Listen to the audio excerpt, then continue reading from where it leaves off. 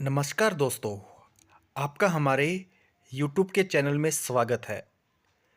आज की कहानी एक गांव होशियारपुर जिसमें नीरज नाम का एक लड़का रहता था। बहुत ही सीधा साधा और बहुत ही मेहनती लड़का था। उसमें सिर्फ एक चीज़ की कमी थी और वह कमी थी आत्मविश्वास की कमी।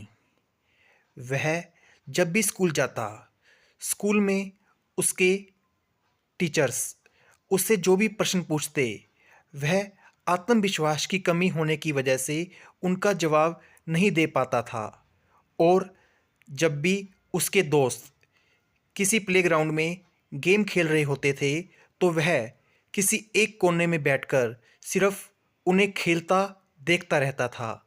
उसे यह डर लगता था कि अगर वह इस गेम को खेलेगा तो उससे अगर सही परफॉर्म नहीं हो पाया तो उसके सारे दोस्त उस पर हंसेंगे कि इसे कुछ नहीं आता। इस बात की कमी उसके माता पिता को भी खल रही थी।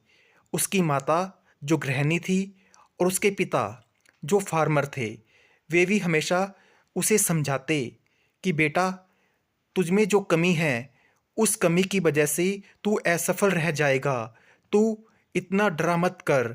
तुझमें आत्मविश्वास की कमी है। तुझे सब कुछ आता है। तू अपने विश्वास पर कायम रह और उसे अच्छे ढंग से कर। लेकिन यह कहता था कि मैं बहुत कमज़ोर हूँ, मुझसे यह कार्य नहीं हो पाएगा, मैं नहीं कर पाऊँगा। लेकिन इसके माता पिता इस बात से पूर्ण रूप से दुखी थे। एक बार इनके असेंबली के समय में स्कूल के हेडमास्टर ने अनाउंस किया, बच्चों, तुम्हारे लिए एक खुशखबरी है। हमारा स्कूल जिला स्तरीय प्रतियोगिता वाद विवाद प्रतियोगिता जिसमें पार्टिसिपेट करवा रहा है कुछ बच्चों को। जो भी बच्चे इस प्रतियोगिता में भाग लेना चाहते हैं, वह बच्चे अपना नाम अपने क्लास टीचर को ज़रूर लिखवाएं। जिसमें जो भी बच्चा फर्स्ट आएगा उसे बहुत अच्छे अच्छे पुरस्कार मिलेंगे। तब इस बच्चे ने, जो कि अपने आप पर आत्मविश्वास की कमी थी, इसलिए इसने इस प्रतियोगिता में भाग लेने से मना कर दिया। लेकिन इसके दोस्त, जिनका नाम सुधीर और रवि था, उन्होंने काफ़ी समझाया कि नीरज, तू इस प्रतियोगिता में भाग ले, हमारे कहने पर भाग ले। लेकिन ये बच्चा तैयार नहीं हुआ।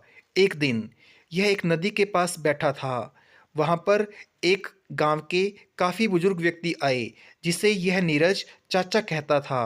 तब उसने चाचा ने इस बच्चे नीरज को कहा, अगर तुम्हें इस नदी के पार जो आम का पेड़ है वहाँ से आम खाने हो तो तुम कैसे खाओगे?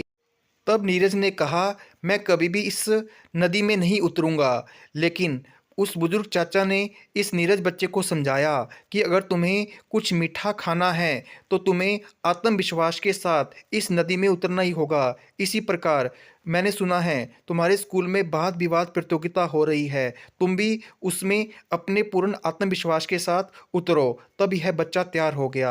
अगले दिन जाकर इसने जब यह बात अपने क्लास टीचर को कही तो पूरी क्लास में से किसी को भी विश्वास नहीं हुआ कि यह बच्चा उसमें भाग ले रहा है।